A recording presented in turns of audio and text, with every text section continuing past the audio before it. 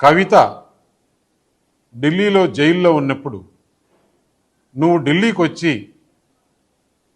నా దగ్గర టైం తీసుకొని మా ఇంటికి వచ్చిన మాట వాస్తవం కాదా? ఇంట్లో సీసీ కెమెరాలు ఉన్నాయి, నేను తీసి మీడియాకి ఇస్తా. నువ్వు ప్రెస్ మీట్ పెట్టి దీనికి సమాధానం చెప్పు.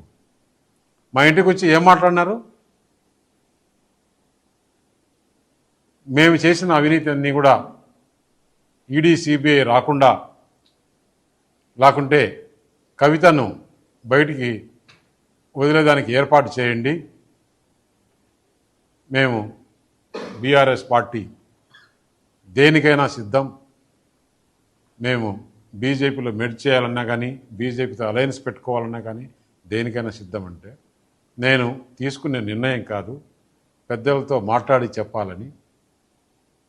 పెద్దలతో మాట్లాడిన తర్వాత మనం ఎలక్షన్స్లో ఏం చెప్పాం? ఈ బీఆర్ఎస్ పార్టీ అవినీతి పార్టీ, దీంతో కలిసే సమస్య లేదు.